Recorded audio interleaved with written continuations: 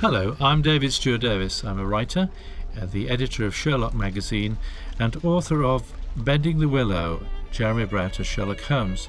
Here to talk about The Red Circle, along with Jeremy Paul. I dramatised The Red Circle. And The Red Circle was one of the films in the last Granada series, the Memoirs of Sherlock Holmes. And according to Jeremy Brett himself, it was the favourite from this particular series. Could you tell us a little bit about how this particular episode came about then, Jeremy? As you say, it was one of the last ones, and we'd done two The Master Blackmailer and The Last Vampire, which we thought was going to be the way the series was going to progress. Oh, and there was another. The Ineligible Bachelor, yeah. Yes.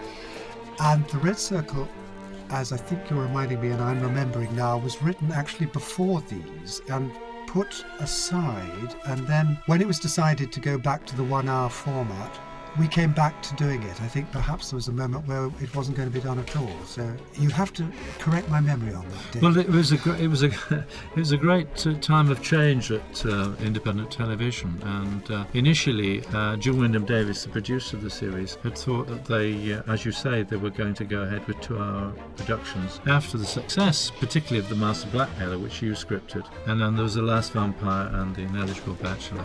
Trevor Bowen was the scriptwriter for that. And so that's the way she thought she was going. And in fact, this very briefly was a moment when I almost had a moment of glory, because they contacted me for some ideas, because they thought that the remaining stories that hadn't been filmed by Granada, the Conan Doyle ones, were not strong enough to develop into 2 hour formats. So I was contacted to see, as a writer of Holmes stories, what I'd got up my sleeve. I was halfway through a novel and told them about it, and they said that sounded interesting.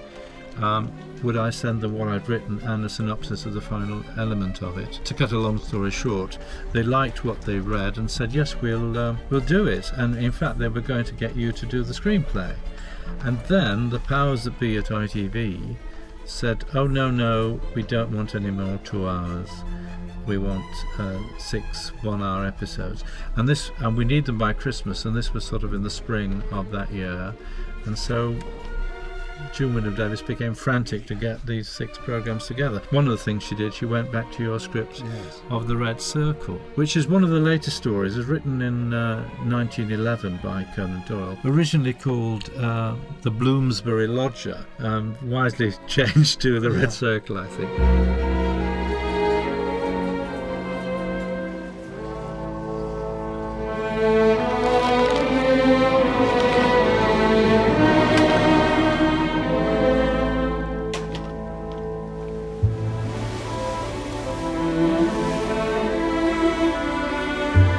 What problems did you have with dramatising? The later stories got, in a sense, harder and harder by the obvious sense that we went early for the ones that looked easier. But the later stories, which became a challenge that could be as satisfying as doing an easier story. The Red Circle had a problem, which was that all the dark areas of it were reported and not seen or dramatised. In fact, Black Georgiano, the villain, only really turns up dead at the end. So one had the challenge of going back and reconstructing the drama that caused the denouement. And I always found that rather a satisfying thing to do. And there was a clue that Conan Doyle gave me right at the end of the story, which is, it's a Wagner evening. I think we're just in time for the second act, which was a throwaway last line to the end. The story had been completed. He says this to Watson. And I picked up on that and I thought, well, he loves Wagner. Let's see if I can weave in a secondary story, which the story needs because it was so thin, that sprang out of mafia dealings at New York, which I'd already been given, and the use of Wagner. So this is why you created this new character, which is not in the story, Enrico Fermani. Yes, because it had to be someone in this country that was dealing with people fleeing and having to be repatriated, fleeing from the terror of the Red Circle or from any Sicilian mafia situation. And in the story there is the character that Mrs. Warren says that Holmes had helped in the past. So I substituted that because that was a story that was going nowhere in particular, for this whole concept of the man in London secretly trying to help good guys get away from bad guys. And of course, by doing that, you also brought the knowledge of the Red Circle into Britain, because in the story they just discover what the Red Circle is during the course of the events, rather than having prior And as always, knowledge. it's just exposition. It has no dramatic content at all. It's just people telling people what they can't see, or what an audience can't see. So you have to really create the world of it happening. And again, this is the point where it's quite interesting for an audience, because they get a little bit ahead of Holmes. They see things that Holmes hasn't seen. So there's a moment where clues are being, or some evidence is being put in front of them that Holmes has to catch up on, which I think is quite interesting for the audience to feel maybe they could be Sherlock Holmes. Yeah, and you extended the sort of tightness of it. If you can't extend tightness, I suppose, but you involved tightness by having Mrs. Warren as a friend of Mrs. Hudson. Well, that was a very good, and that was almost a sort of executive reason. As time went on, Rosalie Williams had been doing such wonderful work on the edges of the stories, and not often getting a chance to get into the action. And it gave her a chance to take some of the weight off Mrs. Warren. Otherwise, Mrs. Warren, in those early scenes, would have just simply been talking and talking and talking. Right. So the idea that it was a friend, and it was logical, they're two landladies, and that would make Holmes have to be slightly more attentive to this woman that's come out of the blue if Mrs. Hudson's brought her. That just helped the dynamic of the scene, really. I told him 12 shillings a week.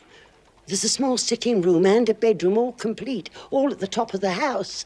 And he said he'd pay me £3 a week for it. £3? Yes, sir, £3 a week, as long as I kept his terms.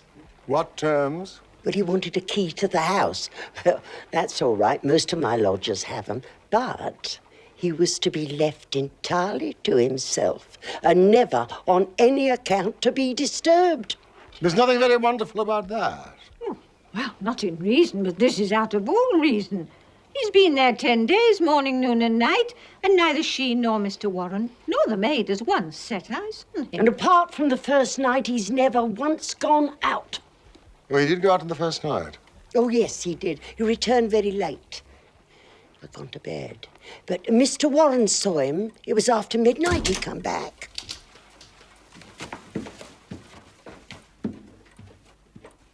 These meals, I mean, surely he eats. Well, he rings when he wants them. We put them on a chair outside his door. If he wants... And also one of the elements that has been evident in all your scripts, really, is giving Watson more work to do. Yes. And you do that in this particular episode, and in this particular scene coming up now, where in the original story, Mrs. Warren presents Holmes with some notes that he makes deductions about. But here, Holmes hands the notes over to Watson and says deduce, which is a nice little bit to show, to some extent, how Watson is actually picking up on Holmes's techniques. Yes. Here we go with the notes. And so you're sharing dialogue to some extent. Yes. Because the dialogue you give Watson is from the story. That's right. But it's again... That is to do with dramatisation, that what reads on the page perfectly easily doesn't transfer always to a visual dynamic. And Edward Hardwicke, I think, is absolutely brilliant in this episode, and it really brings Watson to the fore and helps to establish that it isn't a stooge and the master. No, there is it's a shared thing. Yes. And I think as the later stories came on, we did this more and more. It built up Watson in a way that was part of the original brief of the series, which was he wasn't a buffoon, he wasn't old, he was a soldier, he had a good mind, he had a mind at least on the same level as the pretty brightest members of an audience. So he could represent their thinking, and then Holmes could come in and top it with brilliance. But we and Watson shared the platform of intelligence and even fanciful action. We could say, oh, if Watson in that situation is brave, he takes on a brute on a roof or something. We could do that. So we were helping the whole participation factor, which all thrillers have to have. Love the wink here. He just has Yes. the wink. In that scene that we've just seen, Holmes says to Mrs. Warren and Mrs. Hudson, "Vanish." Yes. Now, I'm presuming that's not you. It was not me. That was Jeremy's view of being sort of It raises another interesting point, which is that Holmes in this episode, as you'll see, I mean, he's clearly in a disturbed state. Something is troubling him.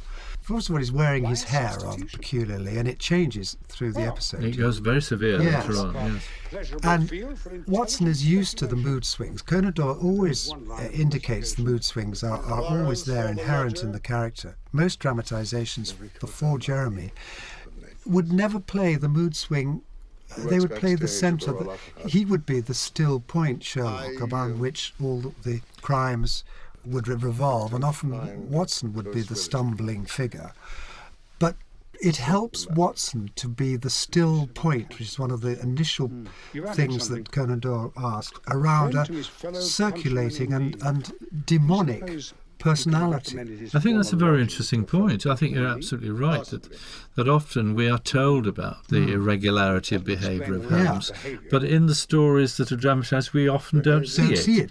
So the vanish came out of Holmes being shockingly rude to Mrs. Hudson, and everybody dealing with it in their own different ways. And the wink is really saying, "Don't worry, Mrs. Hudson, I'm with you, and it's just a mood, and I'll handle it." Yes. And that's enriching the whole household. Himself. Why send you, Dr. Watson? Well, I do on occasion act for myself. Well, What puzzles me to some extent, and I think possibly it is, again, Jeremy, rather than your script, what is the real strong nature of the relationship between Fermani and Holmes? Because he seems very involved in this character. Yes. And I mean, later on we will see more evidence of that. But even now, we're aware that he feels some strong connection with Fermani. I think, to be absolutely fair, Fermani himself was surprised at the intensity that he had brought on Holmes, because it wasn't in the intention of the writer.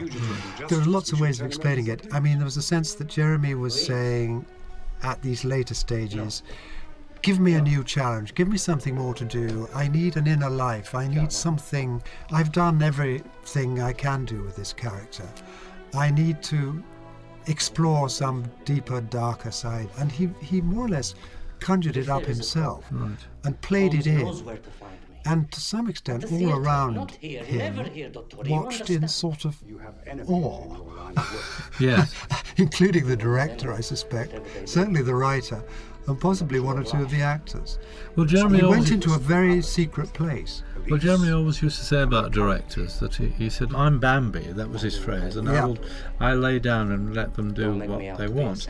But I'm sure, particularly in the later series, that the directors were in awe, as you say, of Jeremy. He'd been playing Sherlock Holmes for nearly There's 10 certain years. things also you can't question. You can't. If the director saw this, Sarah said, "Oh, I don't like this." There isn't time in the shoot to discuss it, and certain things with certain kinds of instinctive actors are not to be discussed. All you can do is cut if you really don't like it. Yes.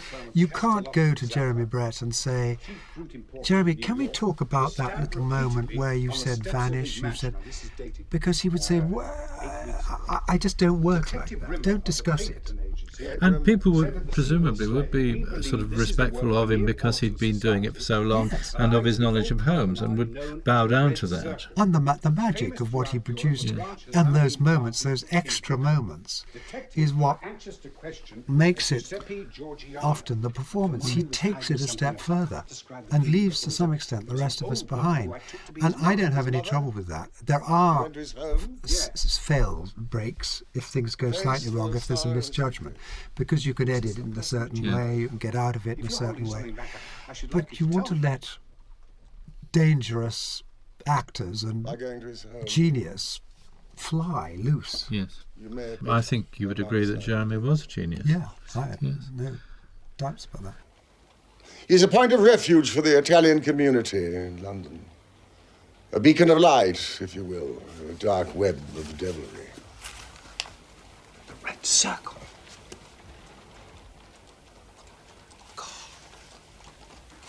And this Georgiano.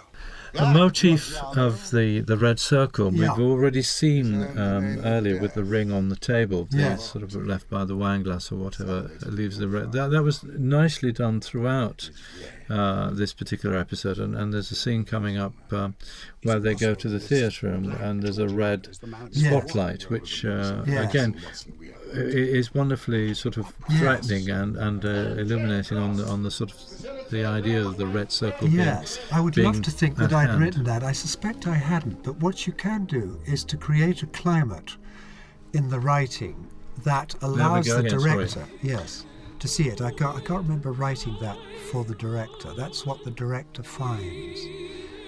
Now this scene is we encounter the villain of the piece, which in the original story, as we both agreed, only appears dead at the end. So we have to actually, for a TV production, we have to actually encounter him beforehand. So we engender some knowledge and some hatred of him, I suppose. And here he is, John Hallam. Yes. This is a wonderful scene, and I don't know whether you had the Phantom of the Opera in mind when this was conceived, with the man being killed over the stage and hanging down with a bloody chest. I think I just said he gets killed, and I think Sarah did the rest. Oh, right. Because it is very, very Phantom of the Opera. Yes, because sometimes, a writer mustn't pretend to be a director. It's very tempting sometimes. But he's not directing. He's giving the information that allows the director their full... I mean, that's wonderful. You couldn't write that in a script. Could you not? Because it is wonderful. And the, Well, and you the, could, but and the you'd- freeze frame there of the girl. You'd be half directing it, and they'd say, oh, he wants to direct it. Right. What would you be doing for the director if you did all their work for them? Nobody's allowed in here. Oh, it's you, Mr. Holmes. This was a very troubled series. This was the second film to be shot, because as we said earlier, John Wyndham Davis had to get it off the stocks pretty quickly in order to meet the deadline of the following January. The first episode was The Golden Pince Nez, and Edward Hardwicke wasn't available to play Watson in that because he was filming Shadowlands with Anthony Hopkins at the time. So Charles Gray as Mycroft was sort of brought in to be the foil, if you like. So that was, if you like, a slightly faulty episode. This came next, which is the only one which runs smoothly. Then there was The Three Gables, which you also scripted. Yes. But Jeremy was very ill on that. They had to stop shooting for a while while he was taken into hospital with his illness. And then when that was completed, he had to go back into hospital. And so The Dying Detective, which was next to be scheduled, had to be delayed by a month, which obviously was an expensive procedure. Yes. On the wrap-up party of The Dying Detective, which was also Jeremy's 60th birthday, he had what he described as a whiteout, and he was taken into a mental hospital. And there was all this complication with his health, where he was being treated for his heart condition and also for his instability, mental instability, which had caused him to have a tremendous amount of water retention, which again was an added problem which weakened his heart. It was really nasty. He was so ill that he wasn't able to do the penultimate program, which was the Mazarin Stone. And so again, we had Watson in it and Mycroft. And then after Christmas of that year, Jeremy came back, but only able to film every other day because he was so ill, to complete the last program, which was a cardboard box. Yes. So in many ways, this really is the only trouble-free program that we've got in this series, and probably the best as a result of that, apart from obviously the excellent script. Do you remember, I think it's particularly in the Three Gables, which was when Jeremy was really struggling for health and therefore for lines and just energy.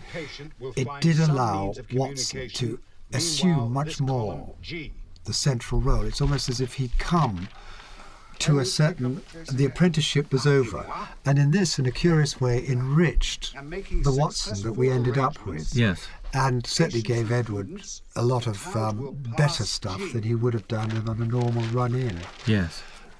So that was a bonus, I think. I mean, you make a virtue of sadness and difficulty. Well, it was very sad the way that Jeremy declined. I mean, I do know that I think it was during the filming of Three Gables that they did This Is Your Life for Edward Hardwicke, and they surprised him on set, of course, when Jeremy was there. But it was at the time when Jeremy was in a wheelchair with oxygen, so he couldn't actually appear on the show, which surprised people because they thought, well, he'd be one of the guests. And then everyone gets into a sort of media frenzy and say, oh, they didn't get on, which is the last thing that was true. Oh, absolutely. They were the best of friends, and Edward was terribly generous to Jeremy when he was ill, and even letting him convalesce at his home and so forth. Well, Edward's the most modest of men. He is indeed.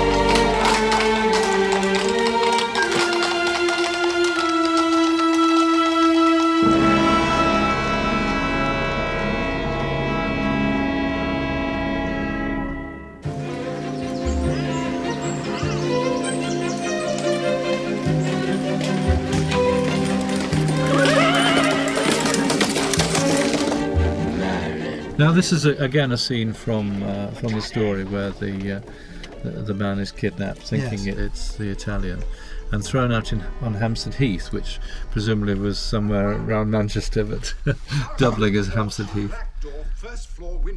Now, in order to make that particularly coherent and meaningful, I had to create the Kenneth Connor part before he was thrown out of the cab. Otherwise, it was just a man. Absolutely. So that's why we set him up making model boats and with Betty Marsden. I'm with you. Now, isn't it interesting? I mean, June Wyndham Davis was a past mistress, I suppose is the phrase, of encouraging people who either had retired or had not done a lot of TV work recently to come into the series, and we've got two examples in this one with Betty Marsden and Kenneth Connor there. Kenneth Connor, a stalwart of the Carry On films. But what a bonus for us and for the writers to be able to call on Betty Marsden and Kenneth Connor for supporting roles, to give it that edge. That's where nowadays you can get very good actors playing small parts because of the sort of, particularly for the older characters, the lack of parts. So people are prepared to do things which they weren't prepared to do maybe 20, 30 years ago. But also casting against type to some extent with Connor really. Yeah. Rather like in an earlier episode, Eric Sykes appeared in, I think it was the Six Napoleons, the journalist in the Six Napoleons. Not to mention her way of bringing wonderful stars at the age of 100, Gwen Franken Davis. Yes, who appeared in the Master Blackmailer. Yes. And she was in a retirement home or something. Yes. And she came and everyone looked after her, and she didn't need any of that. She just needed to be got there and back safely, but she knew every line. She never fluffed a line. And all the old magic was there on view. And, all you did was pay homage. Right. And she was happy with that. Did you observe that appearance? No, sir, no. I was picked up as if by magic and dropped as if by magic. Yes. 3 of them at least was in on it. Maybe 4. Did you hear them talk? One of them swore some oaths in Italian. Did you visit any of the filming? Yes. On this, Yes. Do you know where that, the streets are? Yes. The old couple streets are? I can't remember. Presumably somewhere in the Manchester area. Yes, they must have been. But there again, we're back to the business of not being able to film on Baker Street anymore. Yes. Because of the Granada Studios tour, as it was. Yes. I know Jeremy refused to wear anything other than black towards the end because he was very conscious of his weight, which accumulated because of his illness rather than any sort of eating disorder. And the blue coat that he wore in an earlier episode, The Speckled Band, he would never wear anything light at all because his black makes you look slimmer. And he was very conscious of it and very unhappy that about shot it. is really skillful. That's where black and a certain way of holding him and the fact that his head is still a lean Yes. There's no thinking. But they didn't. Do you see what I see? A house with a porch and black door. With a room to let, to which G could have access. Holmes, I feel very strongly that we should inform Scotland Yard. Not yet. We are on watch. And maybe being watched. Let us see what lies behind these lodgings. So the structure of the story concerning Black Georgiana, you've had to bring him in earlier than Yes. Doyle's story. And then you've got the problem of the girl in the room. Yes. You had to break that about a bit, didn't you? Yes, I did. I had to put her in danger, proper danger. So if he's in town, then he is the source of danger for her. And there are a few red herring dangers. There's a moment where the maid, I think, sees Holmes coming through the roof. There is. Now, I wanted to ask you about that. I wondered why you had Holmes coming through the roof at that. I would think two reasons. One was to give a little scare moment. Yes. You call that a Yes. dramatic sleight of hand. And the other, to justify it, would be Holmes would be examining what ways in Georgiana might Right. have. I understand. Yeah. You know, how secure is the room? It's setting up his entrance, Yes, really, isn't it? yes. Yes.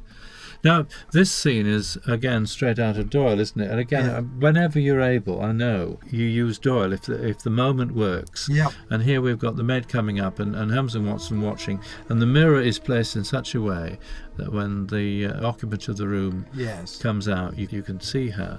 And that's the cleverness of Doyle, conceiving Yes. that particular moment. No, you don't have to change any of that. Yeah.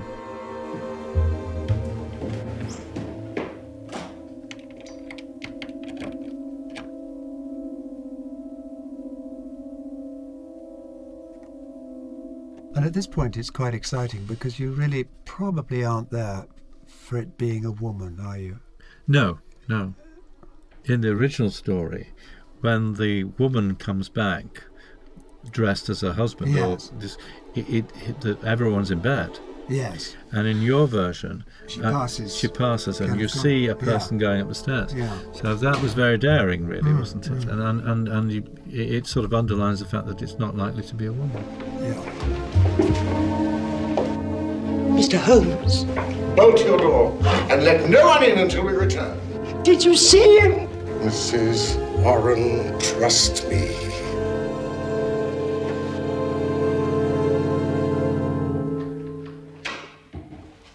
I don't know when he's coming back. He gave me some money and I haven't seen him since. You had long conversations with Jeremy, didn't you, when he was quite ill? And he was keen to do another play with you, wasn't he? Yes. Although I think he knew he couldn't. It was a way of getting through, really. You've got to keep thinking there's something ahead. Yes. No, we talked a bit about this and that. I can't quite remember whether we fastened on to anything. It was apparent. And then actually right at the end he knew he wasn't going to act again, so he had to live through that. That, for a man whose life had Yes. been But he drama. was ready to accept that. It was extraordinary, the last period. That's one of the wondrous things of, I mean, it's like sportsmen, isn't it, or anything. There's a moment where you say, that I can't do it and I'm happy to live it. I will live, I think I'm reconciled to that. I think he was. I mean, because, you know, the energy wasn't there, really. He would only want to do it at his very best. Yes, yes. I remember he got very emotional about the adulation that he got from all kinds of people playing Sherlock Holmes. Yes. And I went to interview him at his flat in Clapham on one occasion, and he showed me a letter from Douglas Fairbanks Jr. that he'd just got that day. Yeah. And I can't remember it exactly, but I do remember the phrase blithe boy, and it said, I never realised the blithe boy that I'd seen in My Fair Lady was in fact our wonderful Sherlock Holmes. Oh. And Jeremy was quite moved by yes. that. He Yes. loved the idea of playing Holmes and the recognition that he'd brought to the character, because he used to say, they're using Doyle in schools now, Yes. you know, and he was really sort of quite excited about that. Well, he was in the classical dilemma of being an incredibly good-looking young man Yes. who, at a certain point when the looks would certainly change, it wouldn't go, but it could have been that there was no career for him. He was a certain kind of Englishman, he was an Etonian, the fashion for that class thing had gone past, really. He could have gone back to the classics, but he'd been through a lot of classical theatre acting with Laurence Olivier in the early National Theatre days, and he was looking for a part, and this was it. They met together at the right time, which, if it hadn't happened, his career would have probably been in great difficulty. Yes. And I think he knew that. And once he got on to that fact, he gave it everything. Yes, because there was an air of flamboyancy with Jeremy, which in other parts perhaps wouldn't have been acceptable, but with Holmes it was quite appropriate. He could have become a sort of maverick character actor in extravagant, probably Ken Russell films. Yes. I think that we should pool our resources. Now, we've just seen Inspector Hawkins. Yes. And also... Who's he, you're about to say? Pardon? Are you about to say who's Well, he? indeed. He's a non-canonical character, not used by Conan Doyle, but I'm assuming it's to do with actors available and so forth. It must have been that. I'm sure it was. So therefore I invented Inspector Hawkins. Because he appears in several of the other episodes in this particular series. They certainly... Well, they got Tom Chabot, isn't it? It is, yes, yeah. Who was a good actor, and put him to use. Right. Or did they do that before me? Did I inherit him? That I'm not sure. I think you're the first person to use him. Yeah. I had a feeling I'd have created. It was Gregson in the original story. Yes. I'm assuming that. Gregson had been played by Dennis Lill. Yes. In previous episodes, and I'm assuming possibly he wasn't available. It was that. There was nothing else that I knew about. Yeah. It was interesting. You used the lines from the story, Shakespeare quote, "Journeys end in lovers meeting." Yes. You also included a quote from Cymbeline about the children coming to dust. But you know who did that? No, is it Jeremy, was it? Oh, right. I took the line out of Doyle, and then suddenly Cymbeline turned up, and I thought, oh, what a smart adapter I am. And I don't know where he found that, why he felt he needed that, but I was happy in the sense that it was part of my feeling that Holmes in this story is in a dangerous state of mind. He's actually almost the only thing that really gets him back on track is the case itself. But I think he's thinking about lots of other things. Yes. And as always with Holmes, going back, is he's only fully alive when he's got a case. Yes. So it made sense, even though I wondered if he'd made the right choice of quote. I didn't know. We were going into a place that it wasn't adding much. I suppose to some extent it was underlining his feelings about Famani, which we don't know the what his of secret. us. Yeah. Yes. This'll be the death of me. Oh, my Lord. I was born in Posillipo, near Naples. My father was chief lawyer. Gennaro had no money and no position, nothing. But his beauty, his strength, and energy. My father forbade the match, and we ran away. We were married in Bari. But here we get a lovely scene where... she's a lovely actress. Sophie Diaz, yes. Well, we also see Holmes being very sympathetic and very good with a woman. That's right.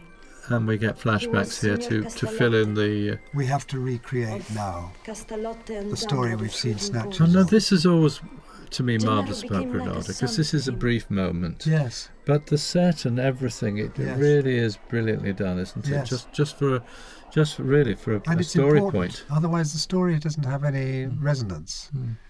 If you cheapskate that, Do you know her from other things? Right. No, she just came along. Again, I don't know what has happened to her. I hope all is well with her. It's interesting that the actor playing Black Georgiano is really taking up the elements from the Doyle story, because Doyle says he uses his arms a lot, and his big arms are sweeping about, and the actor, or maybe your script, I think. Yes, well, I would have copied it out, and he'd have looked it up. I think I remember him saying, "What is there for me to play?" And I was, where are my lines, as it were? And I was saying, well, there aren't any. Yes. But it's in the story. It was a deep, secret fear. I implored him out of love for me by all we held dear, to tell me why this man overshadowed him.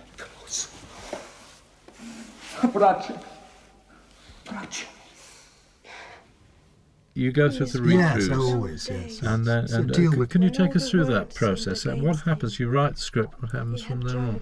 We all meet up, and it's often as much to do with the company meeting each other and the costume department and the technicalities. And usually all the script problems have been ironed out between the script editor, the producer and the director before that. So the actors are not necessarily part of any script changing, very rarely. But presumably sometimes you've had to go, before it gets to that stage, you've had to go back and rewrite. Oh, yes. Can you give an example of anything from this story or any other story? I honestly can't. It's a natural process. A first draft never sees the light of day. That's the first thing. Because often the writer is working out an awful lot of her own feeling towards the story. And then there is a process that if there is a really good script editor, a clear clinical eye, or the producer, and then the director saying, I see it this way because I want to shoot it that way, but that line gets in the way. Then we're in now something collaborative. Yeah. Now, if all those relationships are good, there's no difficulty in rewriting. It's only when you're given a sheet of notes by somebody you don't know very well, called a script editor, and you say, no, these notes are meaningless. You don't know what I'm doing. This isn't working. And then you get into battles in which people have to take sides. You fight your corner. Somebody has to come along and arbitrate, and you compromise, and that's the way it works. And presumably sometimes changes have to be made purely on the basis of finance. Yeah. Which must be very hard to take. Yes, it is. There was a huge limitation of, there was a wonderful one. Was it Thor Bridge, was it? Winchester Assizes. It was very, very particularly Winchester. And I live quite near Winchester, and I went and felt it through in Winchester. And they said, we can't go to Winchester to film the Winchester sequences, the Assizes sequences. It has to be Chester. And I said, no, it can't be Chester, because Chester looks like Chester, and Winchester looks like Winchester, and the whole story is Thor Bridge. It's Hampshire. It keeps coming into the story. Yes. You can't just suddenly produce Chester. And they said, well, we can't do overnights. Cost a fortune. So I said, well, will you go close on Chester so that we don't see that it's Chester? And in a way, I think, and nobody recognised the fact that we were in the wrong part of the country. But you would feel it. Well, I would be anxious for it, because I have a great feeling as a writer of place. I have to feel the solidity of location behind me. I have to know where I am. And I will go to places which I don't need to go to. Really? Yeah. Yeah, just to feel now I can write the scene, and then they go and choose somewhere else. Well, that's different. That doesn't matter too much. But I can't just... I love travelling to my locations. Right. And you get vibes from them. Yeah, very much so. Very much. It's an excuse for a day out.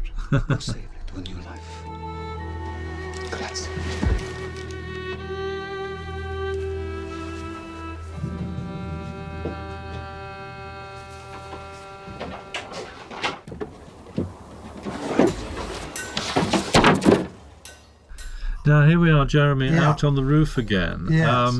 He's very happy going on roofs. He was on the roof in the Sign of 4. And we start to get some interesting athleticism or jeopardy or whatever. Well, this is jeopardy here, isn't it? Yes, this is dangerous. The two combatants facing each other, or aware of each other anyway. Yeah. But you had to get so much in. Towards the end of this story, you got to get the American agent in and the signalling.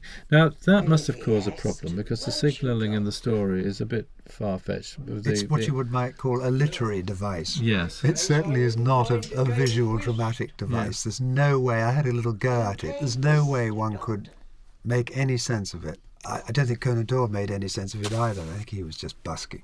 Yes, yes.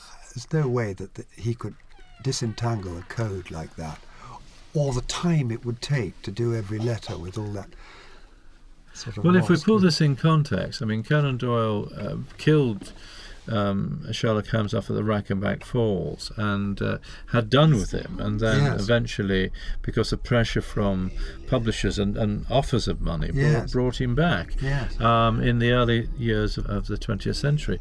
This story was written in 1911, so it really is quite late. And obviously he was writing for money then, Conan Doyle, because he was on the verge of his interest in other things, particularly spiritualism, that came along in about 3 or 4 years' time. So he was always brilliant at coming up with wonderful concepts and ideas. Problems indeed, but not necessarily following them through. No. And I mean, it's extraordinary for a man who has such a grasp of the drama, theatre, that he could ever concoct a story in which all the interesting characters, or the other side of the story, are completely stranded, that you never get to know, apart from when she tells the story, backstory, you never get to know the villain, you just kill the villain off, and you never get to know the good guy, the young husband. Somewhere, waiting his chance. We have a good description from the American, Leviton. We'll be ready. Look. Oh, this is all lovely stuff. I love this. And for a moment we think this is Watson, don't we? Yeah, that's right. Oh, no. It's American. No, because Ed Shapwatson, yes. Yes, it's American agent. Yes. And, lovely actor called Kerry Shale. He does a lot of the audio books, Kerry Shale. Oh, right, yes. We were lucky to get him. He's got far too small a part for it. Plays Leviton.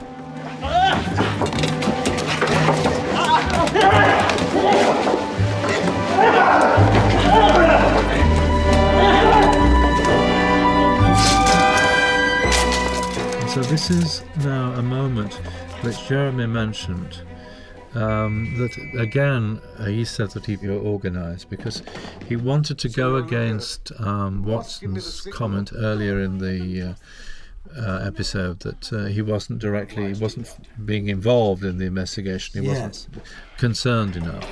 And Jeremy said, I proved it by being blooded.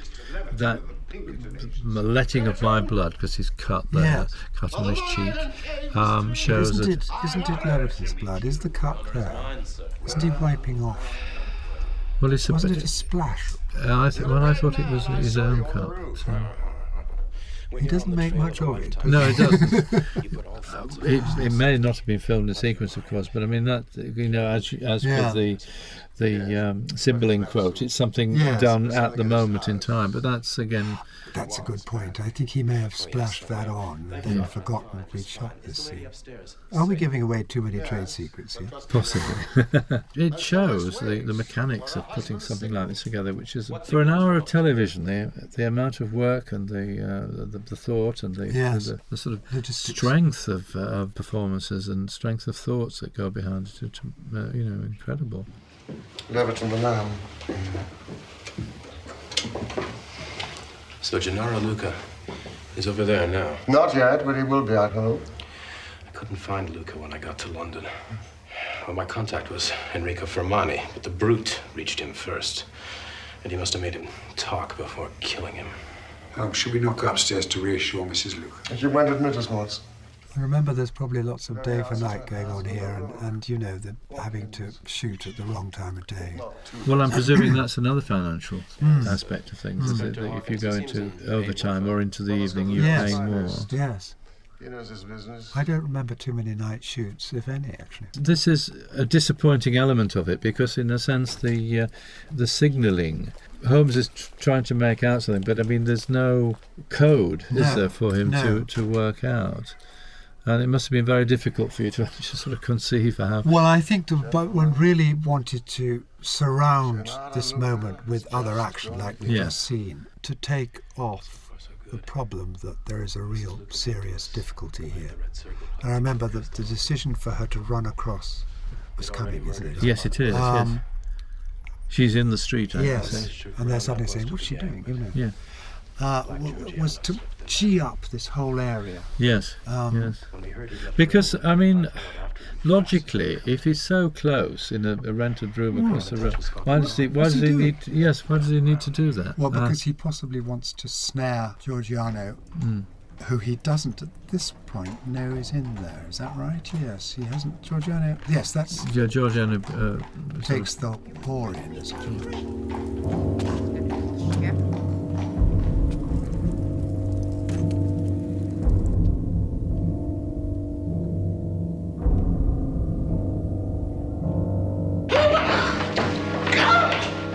And this is a rare moment in all the Sherlock Holmes films where Holmes and Scotland Yard are working hand in glove, as it were, together. Because he says earlier, and I think we should pool our resources. Well, there's a lovely line, isn't it, which I must have pinched from Gregson, which Doyle used, which we cottoned onto, which is always sort of almost, it's always a pleasure to work with you, Mr. Holmes. Yes, yes. That kind of line. Yes. And that's a nice change from what could be said to be the cliche. She's just saying, I'm here, 3 flashes, and that's the message. Yes, presumably she has some sort of knowledge of what it means. But in the original, I think we're working out a tenter, I think is the... Eventually. Yes, which takes so many letters to, 2 T's, which if you go down the alphabet. Slow. What's he saying? What does it mean? Nothing. Nothing. But his next actions must confirm it. He must come here to collect her. The nice thing about this episode, and I think probably you did it to help to clarify the complications, is that it starts with narration. And you've actually got the Watson voice, as we get in the stories with Edward Hardwicke saying, the case of the Red Circle. Yes, it started in America, ended in the Antipodes, I think. I think that was needed because it was too vague. Silent, play that opening, without context. Yes. It needed some anchoring, even if it wasn't saying what it was about, to bring us into the story. And so we now don't see the murder of that Georgiano. So again, a sort of because you play the suspense of a mini moment of suspense, yes. Who's got who? And I think that's good of Doyle, because with Doyle you don't know it's going to have a happy ending. There are so many that don't quite. But this is when she runs across. Yeah. Does Doyle do that, or is that me? That's you. Yes, I thought so. Now there's real jeopardy now, because is her husband dead, and is he there? And I think also, again, it may be the set designer or the director, but when we do see the body of Georgiano, around his head there's almost a red circle of blood, which I thought was a nice touch. God, I wish I could claim that. I wonder if I did. Yes. Yes, that's the red circle. Very accurate, but somehow annoying that Inspector Hawkins says, no, they can't go to Australia tomorrow. He takes the ticket off them. I know we do know they eventually get there, but you'd almost think that... Well, I actually sharpened that up because in the original, Gregson more or less apologetically says, well, I'm awfully sorry, but I think we're going to have to. But don't worry, it's all going to be fine. Yes. And so it's a totally soft ending. So I thought I'd sharpen that up a bit. Yes. That's good, because it's exactly what a police officer would do, however, sort of sentimentally might feel. Yeah. And like so many of the Doyle stories, at the heart of it is passion and love, isn't it? Yeah. Love is everywhere. Yes. And that's something that Conan Doyle all understood. the greats, the Dancing Man, and yeah. Oh, Thorbridge, you know. Yeah. Our ship sails at dawn.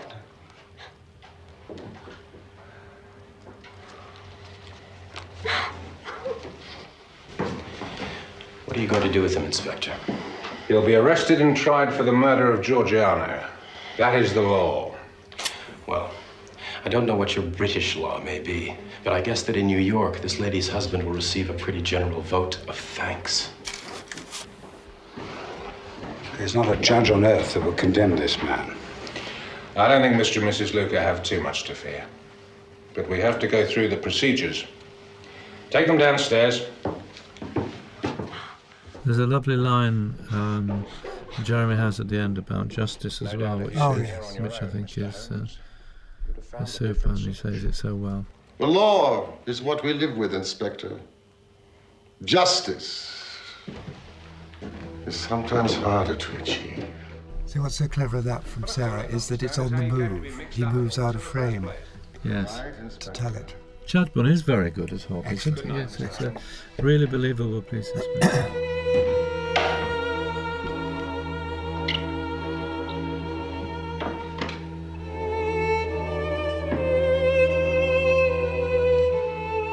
And we still see this very disturbed Holmes.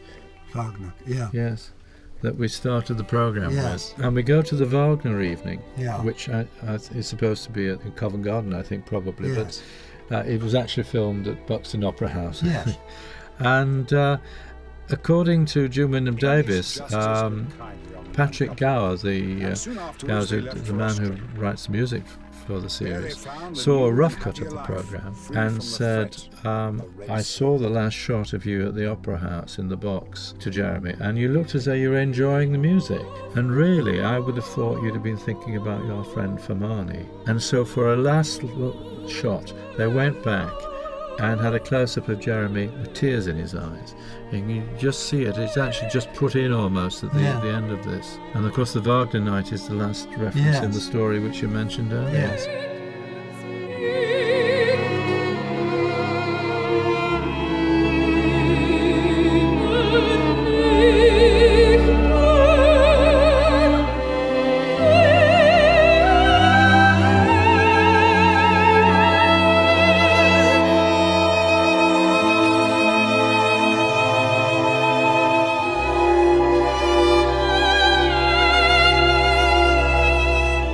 So now you've explained this idea of this trauma that maybe Holmes was feeling. That becomes much more understandable. Yes. I think. Why should Holmes always let us into the secret places of his heart? Absolutely, and a man with such a brain must have complications that we know not the what of. Yes. Well, thank you very much for Not at all, thank taking you. us through that. That was good. Thank you, Jeremy. Thanks.